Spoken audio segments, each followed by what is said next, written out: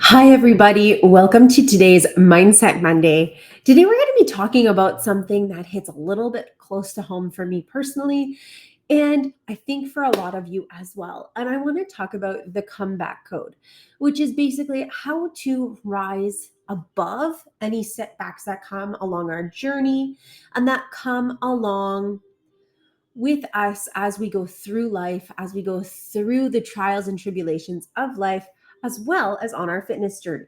Okay. So, you know, the easiest way to put this is to break it down into a couple different sections. I have four sections for us. And like usual, I have set out some little golden nuggets for you to screenshot or little things that I want you to kind of pay attention to as we go through our talk. Okay. Number one is talking about the reality of the funk. Okay. Basically, we want to talk about something that hits every single one of us, something that all of us are going to face eventually. And that's the moments where we start to feel stuck or flat or off track or a little disappointed in ourselves. Or maybe we've had a setback like a surgery or sickness or an injury. Maybe we've had a few days off. Maybe it's been a couple weeks or months. Maybe you're feeling tired or unmotivated. Your workouts just aren't happening. Your nutrition's a mess. And you keep telling yourself that you're going to get back to it on Monday. But Monday comes and it keeps on going. Does that sound familiar to you?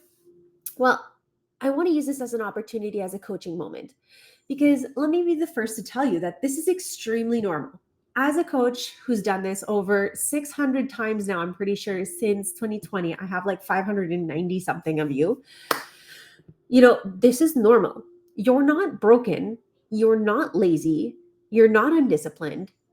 But what you are is biologically, psychologically, and emotionally responding to something internal. In 2019, a study from Frontiers in Psychology mentioned that chronic stress actually impairs our ability to initiate goal directed behavior. So, chronic stress makes it hard for us to follow the route to our goals. The more stressed and overwhelmed we are, the harder it becomes to make healthy decisions, even when you know what to do. And we don't just live in stressful moments anymore. We live in a stressful world. There's work pressure, there's fur or human parenthood, there's chronic illness, there's mental load, social comparison, friendships and relationships, financial stress, and maybe even physical stress with injury or sickness. And all of it weighs on our body and mind. And that load, what does it do? It steals our motivation. Okay. It's draining our dopamine. It's increasing cravings. It's interrupting our sleep. It slows our metabolism. Okay. So before we even talk about bouncing back, we need to take off the shame and stigma and name what's really going on. I like to call it the funk. Okay. Your golden nugget for this section is to know that your funk isn't failure. It's feedback from a nervous system that needs some TLC, some tender love and care. So let's kind of take a deeper look into that. What exactly is the funk and what's it for? Because honestly, it can be a little bit tricky. I want to flip the script on this. What if the funk isn't the enemy? What if it's information? Dr. Stephen Porges, who is a neuroscientist, I cannot talk today. Dr. Stephen Porges is a neuroscientist behind the polyvagal theory. Okay. And what that is it basically explains that when our body senses or it knows that it's under a threat or a depletion, it will go into a freeze mode.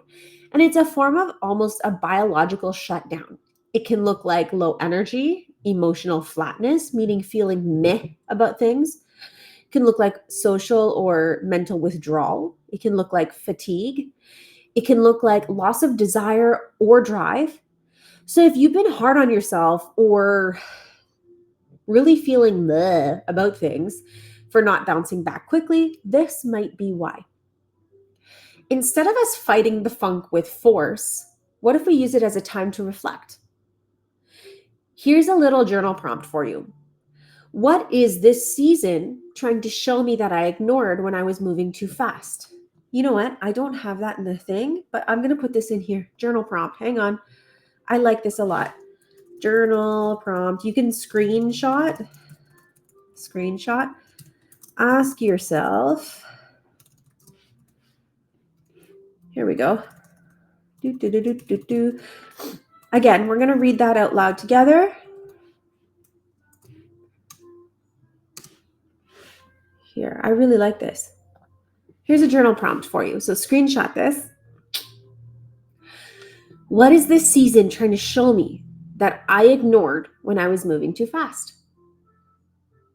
Man, that is powerful.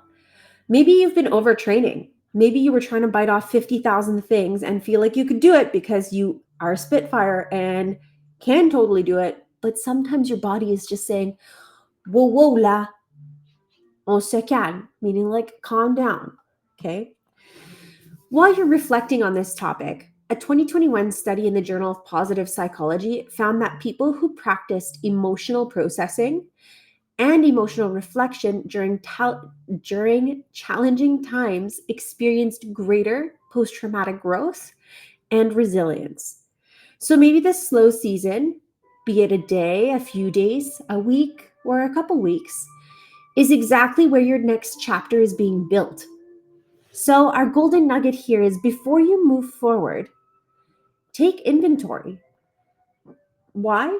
Because your funk is your insight. So before you move forward, take inventory, reflect. The funk could be your next insight. Now, let's talk about getting your groove back. Not all at once and not with perfection, but with intention. Because when we're coming out of a funk, what we need isn't a 12-week transformation plan or a 52-point bullet form list. We need a 12-second win. A 2020 study in behavioral sciences revealed that completing small and meaningful health behaviors actually improved self-efficacy and reduced overwhelm. What does that mean?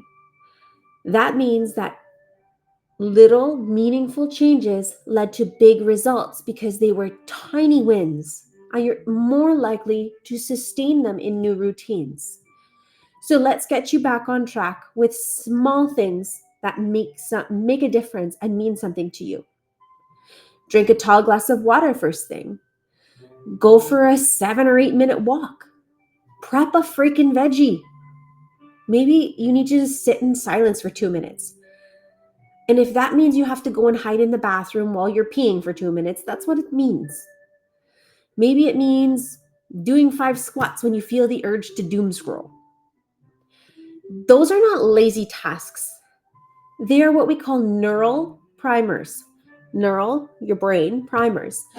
They are rewiring your brain to say, hey, I keep my promises and I do hard things. I show up even when I don't feel like it. And here's the real nitty-gritty truth here, guys. Motivation doesn't precede action, meaning motivation doesn't lead to action. It follows action. Dr. B.J. Fogg, who's a behavioral scientist at Stanford, actually found in his research that action leads to identity. Every small act becomes a vote for the person that you want to become. So your golden nugget here is that your comeback is a collection of micro wins. And that is how we rise. And that is how we get out of this. Okay?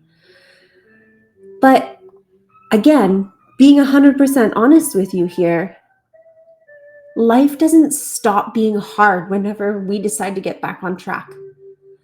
But what we do is we get better at supporting ourselves through life's ups and downs and turbulation. And this is where community and accountability come in. A 2016 meta-analysis. A meta-analysis is when they take a whole bunch of different studies and they analyze them together to see if it's congruent or not.